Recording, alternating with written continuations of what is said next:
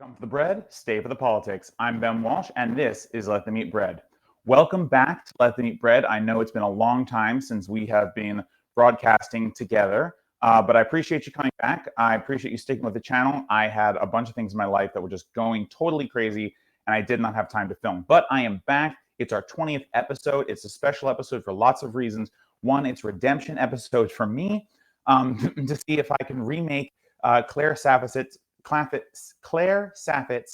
challah bread recipe the right way this time, and give her the apology I very much owe her. Also, it's 9/11 in the United States, the commemoration of the September 11th attacks in 2001. We'll be talking a lot about that, the end of the war, and things of that nature. Lots of big news to cover, and some old stories that I think it's important that we talk about today.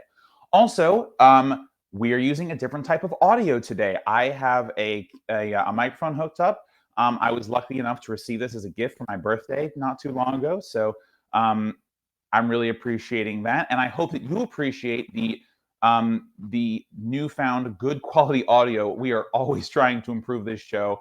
We do this show together.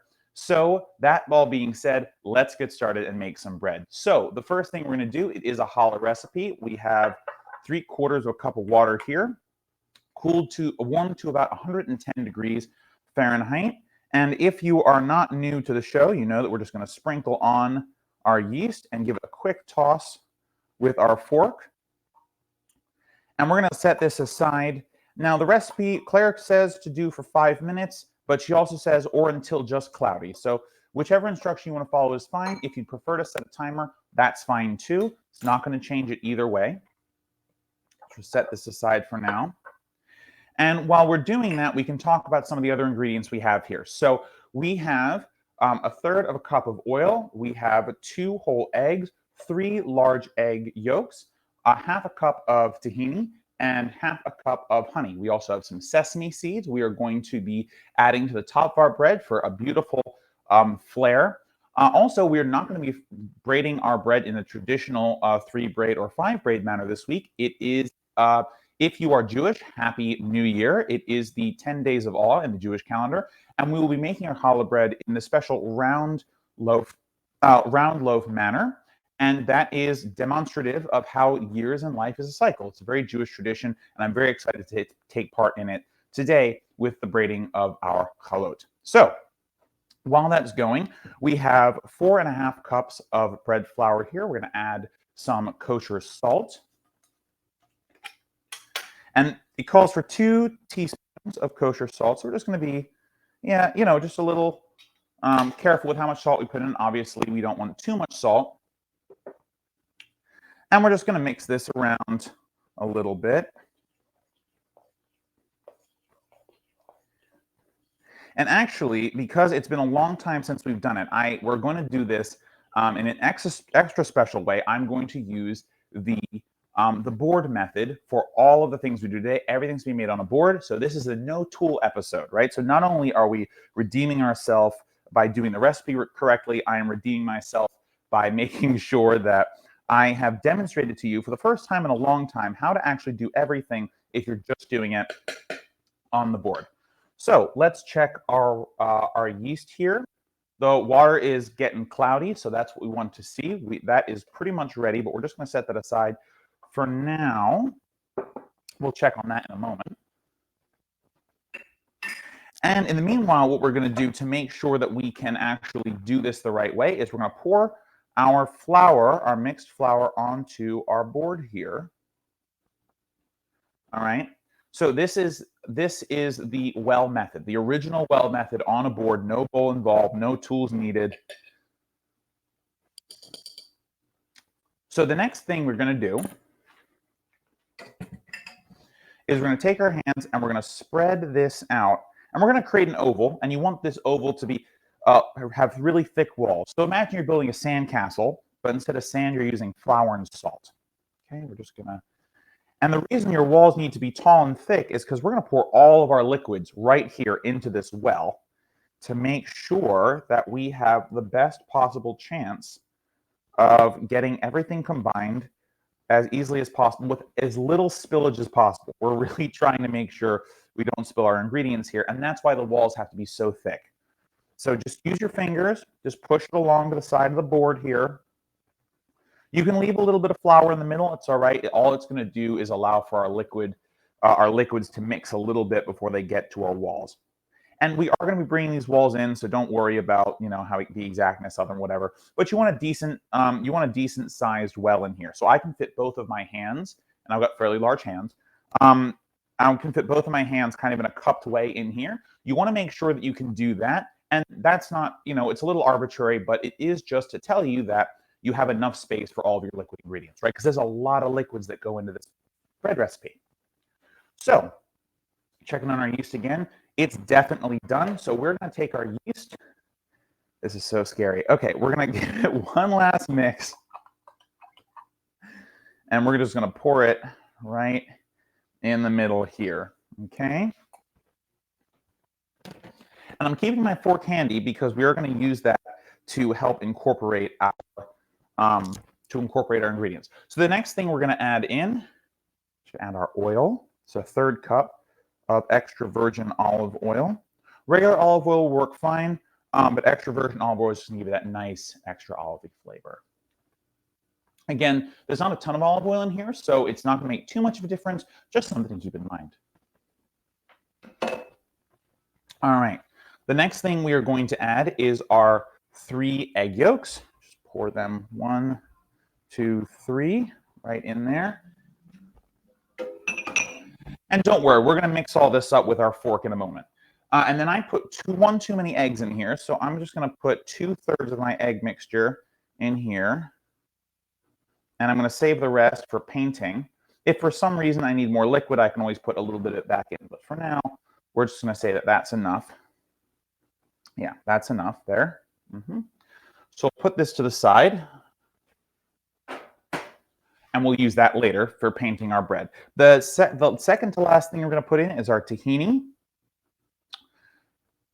And this is nice. So this is going to provide that really nice nutty flavor that's kind of expected from this bread. Now you're going to see that your liquids are starting to push up against the walls of you can see that it's a little high, right? I have a little reservoir of ingredients, but it's getting a little high. Don't worry about that so much. Just make sure it doesn't breach, right?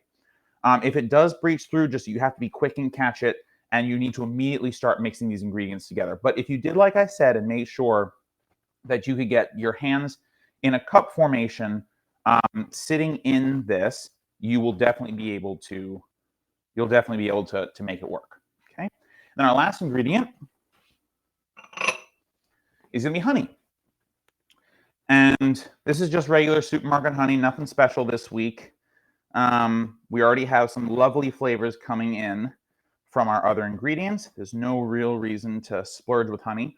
But of course, honey brings its own wonderful floral flavors depending on what type you're buying. It is just at the end of summer in the Northern Hemisphere. So if you can find some really nice wildflower honey or some fruit honey, definitely feel free to add those to or even like a nut honey. The honey takes the taste of whatever it is where the pollens come from, where the nectar has come from, to make it. So if you can find some nice honey and you're making bread with honey, it will actually fundamentally change the flavor of your bread. And I highly recommend that you do that whenever you can. It really changes the flavor in a really beautiful way. And if you are able to experiment with honeys, you will start to notice the difference in flavor very quickly. So now we're going to take our fork. I promised we would do this. We're going to stab our egg yolks real quick, and then we're just going to very carefully, right, because we're working in a very volatile situation, we're just going to mix our liquids in the middle here. And we're going to bring those liquids in from the sides. We really want to just mix everything together. Now remember, we have a lot of thick liquids in here, right? Our honey is serving as some of that thick liquid. Our tahini is serving as some of that thick liquid. So it's going to want to stay towards the bottom. So you really need to get cracking with your fork or your fingers, if you're using fingers for this process, to really make sure that all that gets off the bottom. You want everything to mix in as evenly as possible. By the way, this is the hardest method of making bread. No tools, no machines, no nothing. Just you, your hands, and a board, honestly, and ingredients. So if you're struggling with this or it's a challenge for you, don't worry about it. You know, there are ways we've made it easier over the years. And usually I won't be doing it this way, right? Usually I'll be doing a method that's easier. I'll either have the machine out, but I owe it to myself and I owe it to all of you. It's been a long time since I've done it the old-fashioned, the rustic way. So we're doing it today on the 20th episode of Let Them Eat Bread. And actually, this show's come a long way. When we get to a year, where hopefully we will have come much farther, I'm going to release the tester episode. You can kind of see what kind of mess it was when I was just dreaming about what this show was going to look like. And, you know, before I had all the nice technology, a camera that didn't move when I was filming, and all that other good stuff. So, all right, so you can see now we have one big homogeneous, it kind of looks all the same color. It's a little difficult to see, but at this point, it should all be the one color. So what we're going to do now, very, very carefully, and if you're using your fingers, you want to take your fingers like a 2 sign, and you'll put your fingers in and slowly start stirring. What I'm going to do with a fork, more or less the same thing. I'm going to start swirling my fork around near the edges of the wall and slowly incorporate some of that flour. Being very careful not to push through the wall, right? Because we still have lots of liquid in here. It's still very much not a dough, right? It's not even like at batter level yet. We're just slowly but surely mixing in our flour to thicken this up. And by the way, if you want to favor walls that are taller, walls that are thicker, you can do that. There's no requirement that you go all the way around. You should at some point, right, and just incorporate the liquid from all sides of your bread from your well here, but you don't need to do it right away. So we're just being cautious, just taking little bits at a time. And this process is going to be a little slow, and it typically is, and that's okay. But you know, you need to have some patience here, because if you really go all in on knocking your walls down, especially this early in the process, you're going to get liquid everywhere. You might lose some of your liquid, and you definitely don't want to do that. As we discovered last time, this recipe is very carefully thought through. There's not a ton of room for error as far as the liquids to solids ratio goes. So you really want to make sure you're not losing any of that liquid to the extent that you can help it. Now, while you're doing this, you're going to see that you're pushing your walls out a little bit. That's okay. Just, again, be aware, make sure that you don't have any breaches. Favor walls that are thicker, right? You have lots of options here.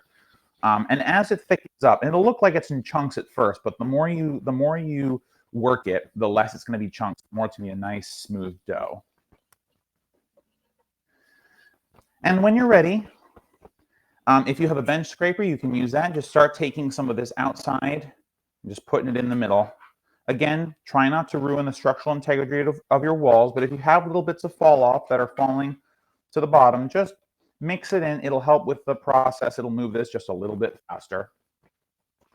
Especially where you have thicker walls, you can definitely do that. And this will actually get you to the point where it's going to be a little bit more difficult for you to lose that liquid. So the faster you can get this to be thick, the faster you don't have to worry about losing all this nice liquid that you've got in here. And it will start to actually turn a little bit into a batter. You'll start to notice it's kind of thick, like you're making waffles. That's good. It means you're about halfway there.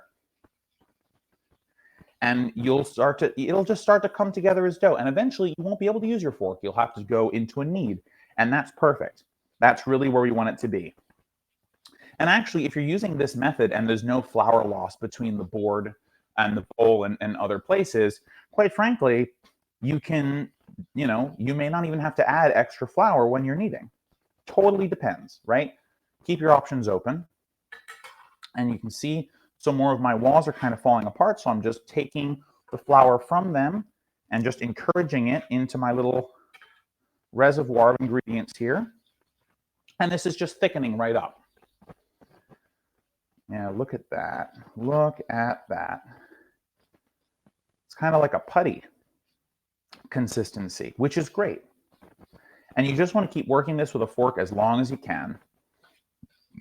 But now if it was to breach through a wall because it's nice and thick, I'm not nearly as worried about, you know, losing this liquid because it's not moving very fast. It's very viscous.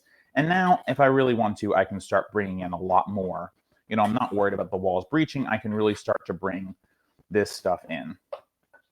And you need to be, and it's not going to mix as easily too. So you need to be more thorough with your fork strokes, just kind of carefully moving, making sure this is. And actually, you can now use your bench scraper or your other hand to help with this process, right? Because we're in the dough stage of our bread development here. So just, right?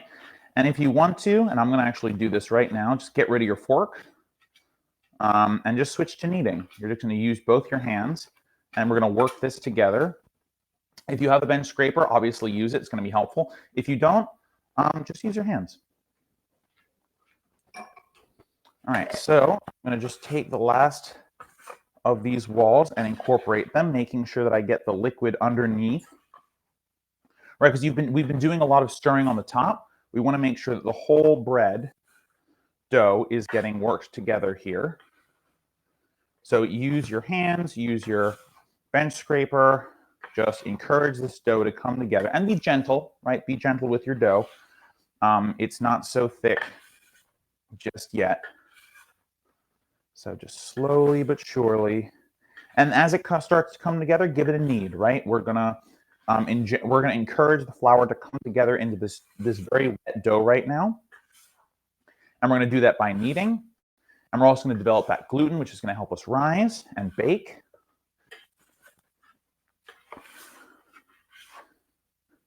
And again, this is, you know, this can be a little bit difficult, but I actually find this process very satisfying. It just takes a lot longer than the machine or doing it in a bowl, which is why most of the time I will not do it this way. But if you have the time and if you enjoy it as much as I do and you're not doing it for an audience, you should definitely take the time, enjoy doing it by hand. It's very rustic. It's very satisfying.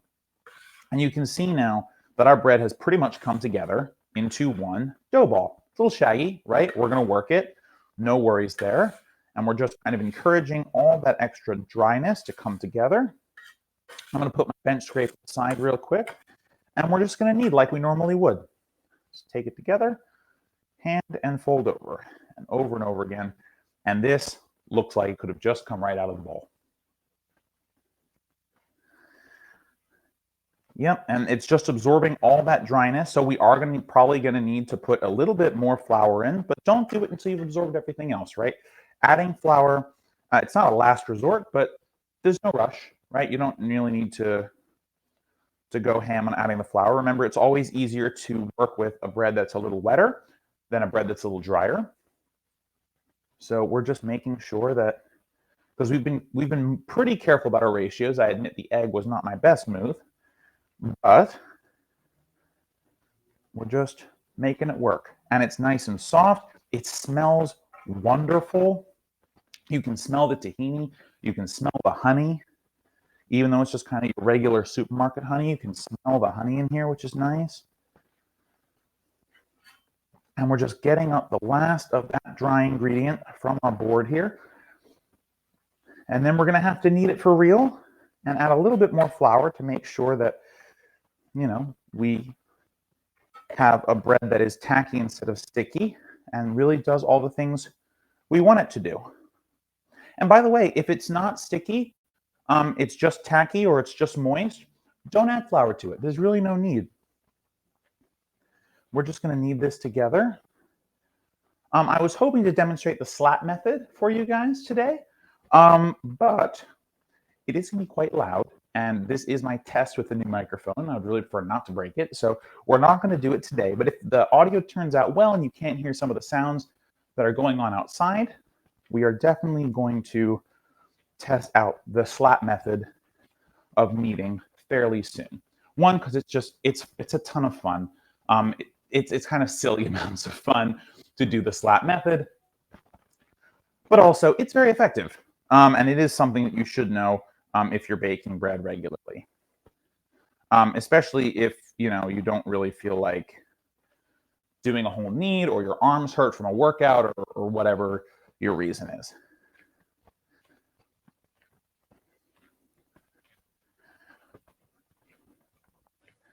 So as we knead, remember, you're pulling strands, right? You're trying to stretch this bread to the extent possible. This has not gotten sticky. It's still just nice and tacky.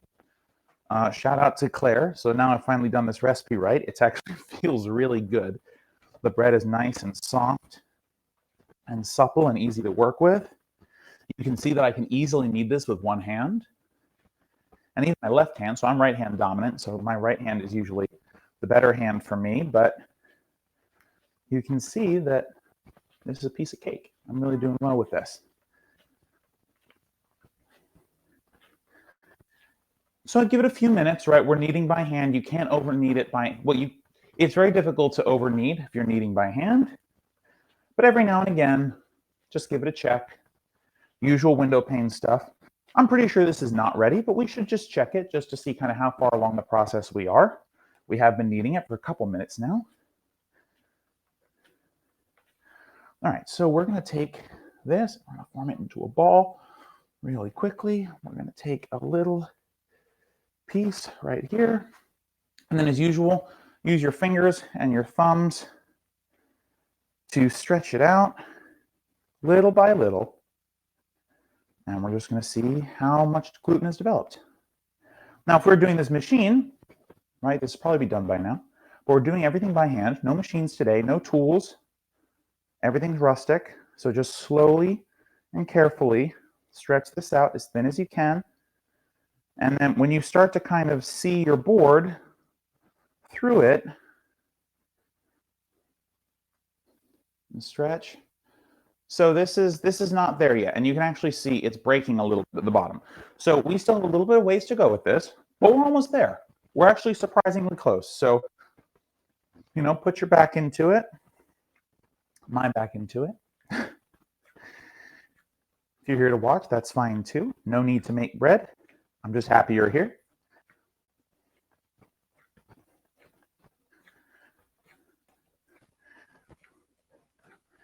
And as you do this, you'll feel the bread's consistency change a little bit. So, feel free to be aggressive with it. You don't have to worry. Oops. Got some air caught in the bread there. I'm sure you heard that over the microphone, and that was not at all flattering. But sometimes that happens, right? You're kneading, and you just push down, and there's an air pocket there, and you just pop it, and it makes a noise. All right, so you can speed up your kneading if you want. Remember, always to stretch the bread. Make sure we're developing that gluten as much as possible.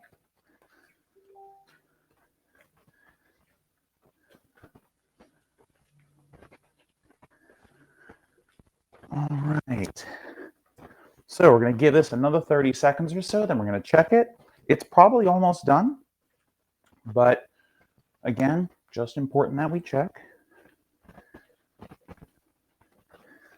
And this has not needed any more flour. So it's really incredible, actually, that this has maintained nice and tacky texture the entire time. We've been pulling it, we've been pushing it all over the place. And it has really just maintained its nice, beautiful, soft consistency.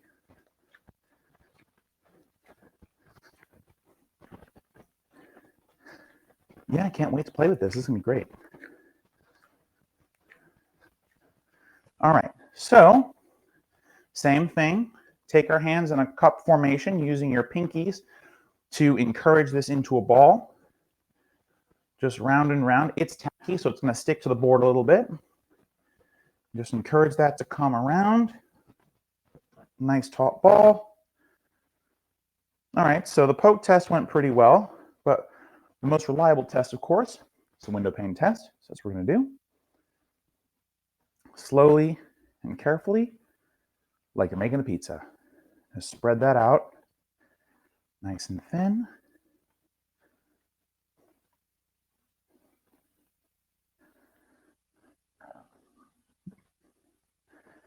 And then once this is ready, we'll be able to set it to rise and talk some politics. And what a day to talk politics. It is September 11th, commemoration of the terrorist attacks today.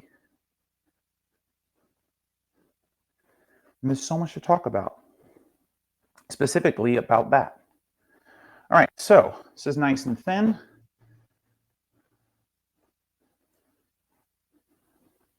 All right, I can start to see, yeah, you can see the light coming through there. Can you see it? Maybe, yeah, you can. You can see the light coming through it. All right, so this is done. I always check my camera just to make sure. So I'm gonna just knead this back into a ball just for safety's sake. And then as it is the end of the summer and it is a little cool outside, we're actually gonna warm our bowl. Earlier in the show, I would warm the rising bowl just to make sure that we had a warm environment for our bread to rise in. We're gonna be doing that again. It is a little cool outside. And it's a little cool in here. So we're just gonna be making sure that our bread has the best opportunity to rise. All right, so I have a glass bowl right here. I'm just gonna run some hot water through it, just enough to make sure that it doesn't feel cold to the touch any longer. If you do not have a glass bowl, you're using a ceramic bowl or something else, or a plastic bowl that doesn't feel like it's cold, obviously feel free to not do this step, but I'm going to run the water real quick and I'll be right back. All right, so the bowl is nice and warm. I'm just giving it a quick dry. We don't really need that water in or around the bowl, so just rubbing it down with a paper towel. Next thing you're gonna do, and you may, having watched the show before, be ahead of me on this one, and that's okay. You're gonna take a little bit of our olive oil that we have here, pour it in, use your fingers, move it around. We want a light layer of oil surrounding our bowl. Again, just make sure there's no water in there at all. Don't want to add unnecessary moisture in here. Okay, we're just gonna, you can use paper towel you were just using, or you can use your hands. I'm gonna use my hands. Just pour a little bit. Really no more than a teaspoon. You don't really need that much. Looks like a large bowl, looks like a tiny bit of oil, but I promise you it will do the trick.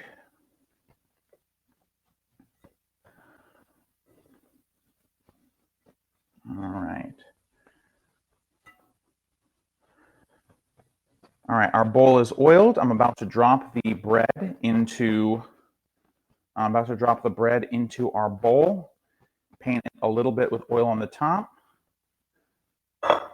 Just make sure we get oil all over. And just a reminder, the oil is to make sure that it doesn't dry when we're rising it. Very important that it stays nice and moist as it rises. That allows it to rise more evenly, and more even rising is always, always, always what we're after. So now we're going to cover this in a piece of plastic. It's just your standard plastic. If you have a lid, if you have a more environmentally friendly way to do this, I highly recommend it. The reason I use plastic is just because it's easy.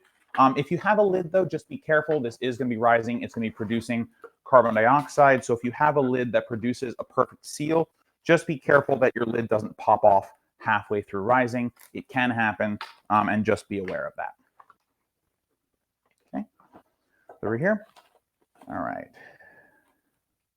So our plastic's on. That's going to help keep our heat in. And for an additional step of keeping the heat in, we're just going to take a tea towel.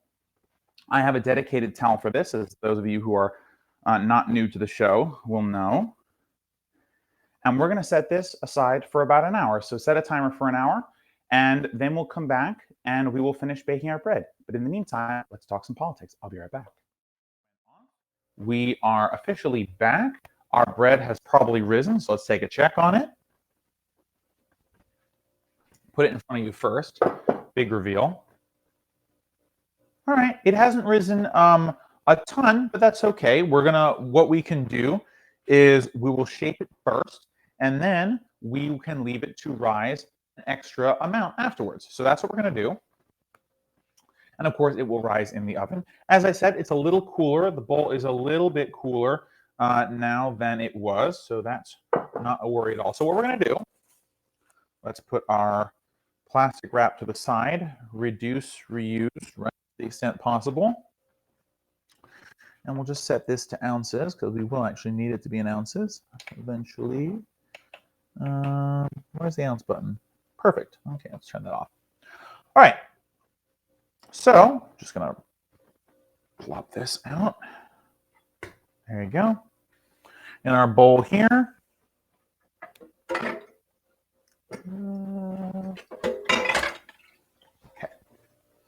And we're just gonna knead this real quick until it is back in one shape. All right.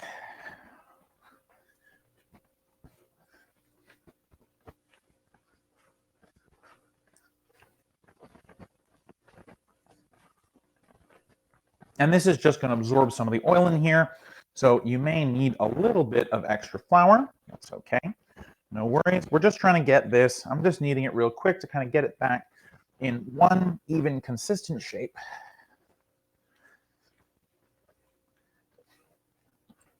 So just kind of knead it until it's ready to form back into a ball. And you can see that it is. All right, so what we're going to do now is we're going to divide this in half. So we have to weigh it. Okay, so this weighs 51.43. Let's say 52. Math is hard. 52 divided by 2 is going to be 26. Let's see if we can get 26.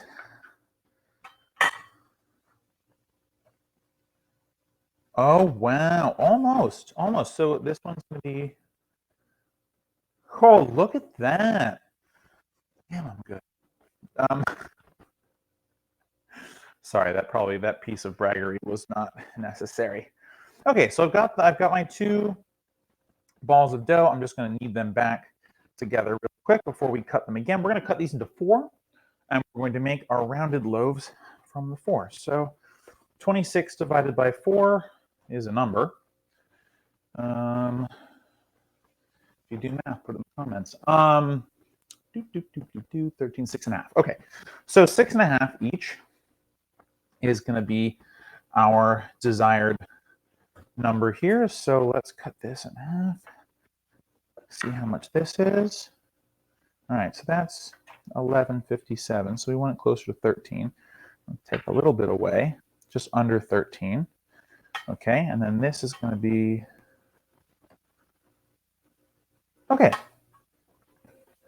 Right, this is also, oh wow, perfect. They literally weigh exactly the same. That's awesome. All right, so we're looking for 6.4, 6.5 ish. So, and again, don't worry about, you know, it looking like a bunch of different pieces. You're gonna mix that together, so don't worry about it too much.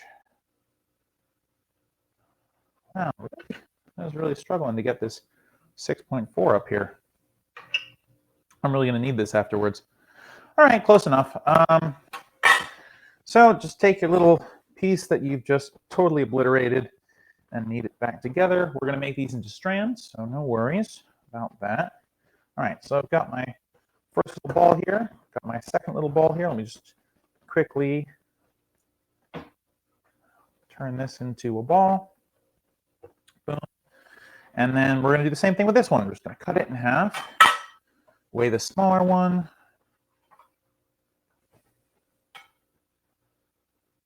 Perfect. And this one is going to be, there you go. Perfect. Beautiful. All right. So now we've done that with one, just have to do it with the other. And this is still nice and soft and tacky. It's a little tough, but it feels really nice. This is going to be great. I'm very excited to eat this. Obviously not raw. All right. So that's our first one. It's 4 of our first one. And we're going to do the same thing on this one, same basic thing. Divide it in half, take your weights, and then divide those in half. This is 1309. This is 1280. All right, pretty close. 1305, which makes me think this one is also going to be, God, no, damn it. Okay, hang on. All right, it's almost 13 to the T. Close enough. All right, so take this one, cut it in half, same basic thing. If you're ahead of me already, No worries. 614, it's going to be 680. Put that here. 620. This is going to be, come on now, 660. Come on. Nope. All right. About 650. It's going to be perfect. All right. So same thing. Just going to roll these into little balls to the extent possible. Swirl them around here. So, and they don't need to be pretty because we're going to roll them into logs. So no worries. Just roll it into a haphazard ball here. All right, 589. Okay.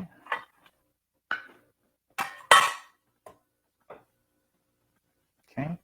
And then this one, that should actually, there we go, pretty close. All right.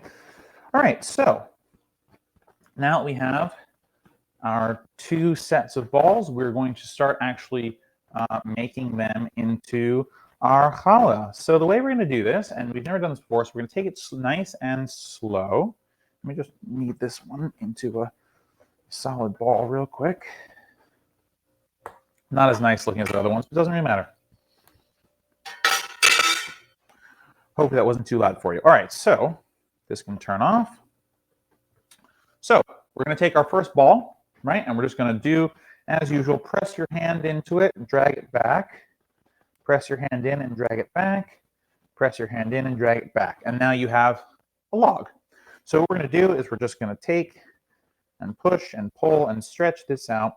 You want this to be kind of no longer than like 8 to 10 inches because this is going to, because we're not using a ton of dough, right, for each of these logs. So don't stretch them out really thin or else your challah is going to be too tight and will not grow.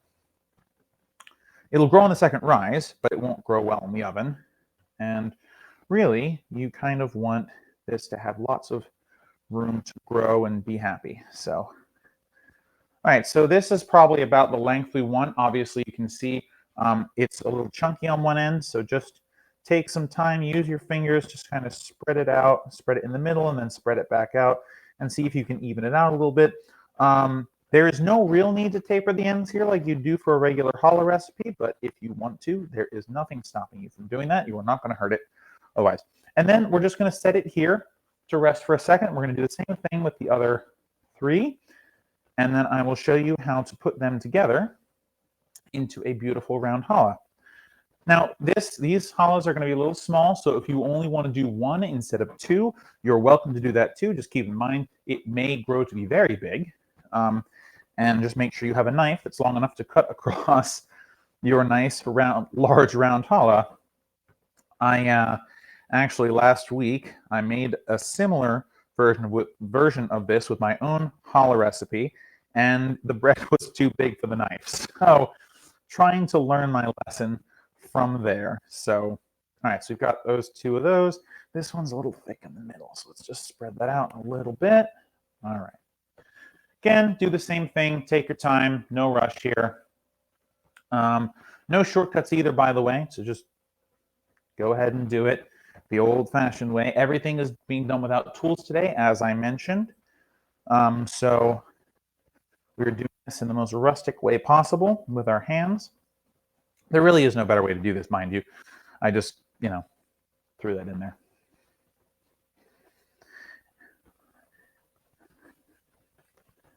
And if your dough is a little tough, which, happens sometimes, just give it some extra love and encouragement, and it will do what you want it to do eventually. So no worries there. And it will come back in on itself a little bit. No worries. We will deal with that as it comes up. Okay. Back again. All right. So the way we're going to arrange these, and actually I'm going to make these a little longer real quick. I'm going to try and go out closer to 10 inches, 10 to 11 inches. So I'll make these a little thinner. And I suggest you do the same.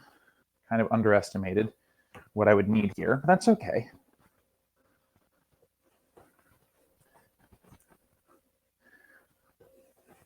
Okay, so we now have our first 4 things. So you're going to put 2 of that. So let's put these to the side. So we're going to have 2 here and here, like an equal sign, right? So I have 1. I'm just putting it right in front of the other one. Then we're going to take another one of our strands and set it on top.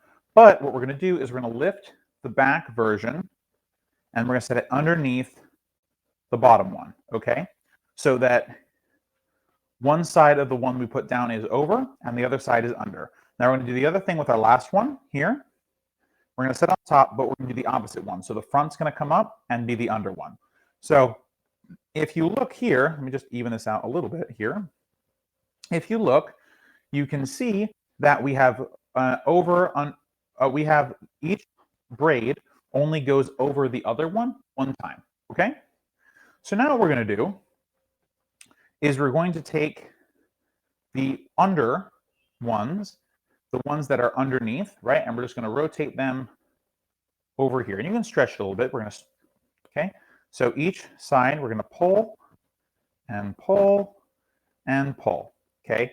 So now you have each of your strands that was underneath another strand being pulled over to the side. And then you're going to take the other one, so these 2 right here, and we're going to cross them, okay? And we're going to cross them. And you're going to tuck these underneath as you cross them. I'm going to cross them. And yeah, you may need to give it a little bit of encouragement. That's okay. All right, and you're just going to pull that across, and you're going to pull that across. You're going to tuck all those sides underneath until you get a nice, lovely, round challah. I'll just tilt it up for you so you can see. Okay, and this is going to be our first one. I have a tray here I can show you. This will be our first one. So just put that on here. It's just going to rise just like that on there. And then we're going to do the second one. Again, if you're doing this wholly with just one, it should sit right in the middle. Because we're doing 2, they're going to sit on opposite ends of the board here. Just give me a second, roll these out. So that was a little difficult. So actually, I'm going to say let's roll these out to about 1 foot to the extent possible. We'll have thinner ones. That's okay. It's not going to change it. The thing that matters is that it's long enough so that when you do the secondary braiding, you can tuck the ends underneath the challah, because the weight of the challah is actually what's stopping the braid from popping out.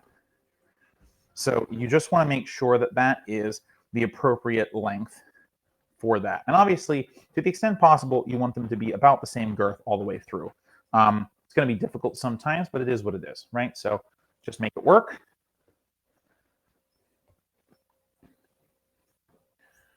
Running a little bit of a longer episode today. Apologies, everybody, but we will be done fairly soon.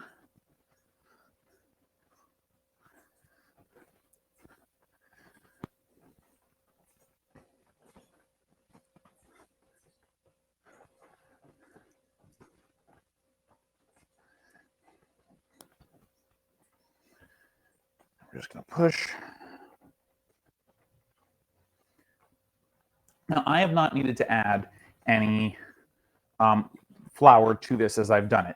If yours is tackier for whatever reason, you need to add flour to it, that's fine. Don't worry about it. Just make sure that you're not drying out the bread. So.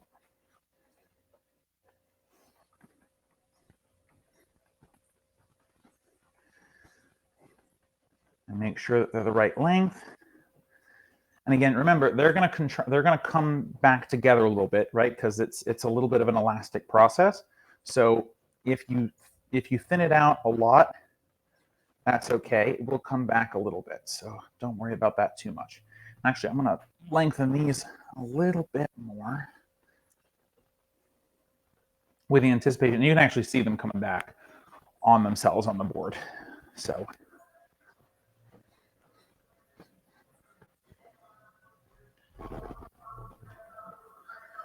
All right, last one. Thank you for your patience. If you've already made one and you're just letting it sit, and feel free to turn me off. I do have some announcement at the end though, so I'm happy to have you finish off this recipe with me. Of course, most people will view this on recording, so you can just skip forward if I'm being too slow for you.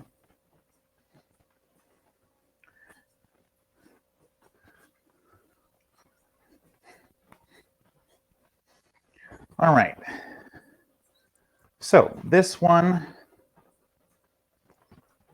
is giving me a little bit of trouble, but it is done. So we're going to do the same exact thing.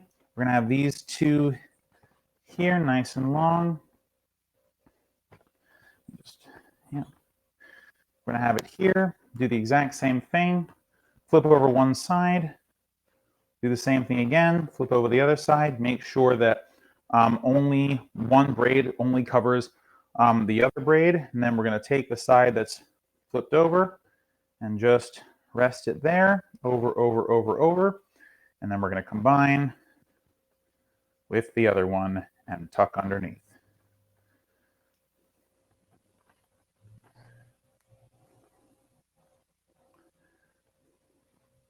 All right, and just tuck those ends underneath. And this one, because we made it a little longer and skinnier, oops, you can see is going to be a little bit wider and a little less tight. Doesn't really matter. It's going to pretty much rise the exact same way. So now we're going to cover these with the same piece of plastic we've been using. Reduce and reuse, folks. And we're going to cover these with our tea towel here. And so, you know, set a timer for an hour, hour and a half. As I said, it's a little bit cool where I am, so I'm probably going to set a timer closer to 90 minutes for this.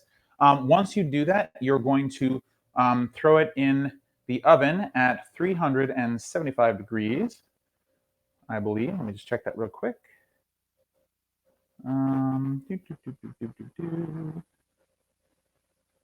Where is the...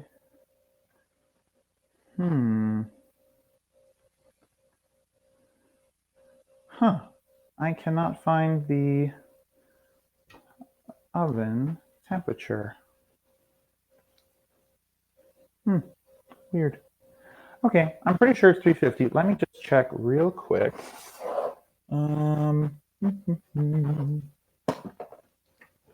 Apologies. This is thoroughly embarrassing, so my bad, guys. 350. Okay. That's what I thought. I just wanted to make sure. Alrighty, so 350 degrees Fahrenheit is where you're going to set your oven to once these have doubled in size after about an hour and a half. And once they are ready, remember to brush your egg yolk over them with a spoon or a paintbrush. Then season it generously with sesame seeds and set in an oven for 25 to 30 minutes until the internal temperature is 205 degrees Fahrenheit, or until when you knock on the bread, it sounds hollow. And that's it for this week, guys. Thank you so much for coming. Thank you for watching. I really appreciate it. Quick announcement before we go.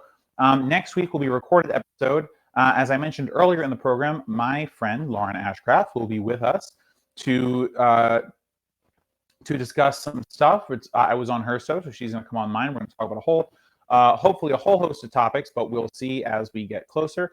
The show will be pre-recorded, so it will still go live at noon, but we are going to I'm not going to be there. I will be in the chat answering any questions that you guys have for us. Additionally, no, I think that's it. Yeah. Yes. All right. So, yes, it will still come at a normal time. Next week will be recorded. We will be back live, regular time on Saturday. Episode 22 will be the Saturday after that. And I cannot wait for us to meet and do bread again. All right. Well, thanks so much for watching, guys. Take care. I'll see you next time.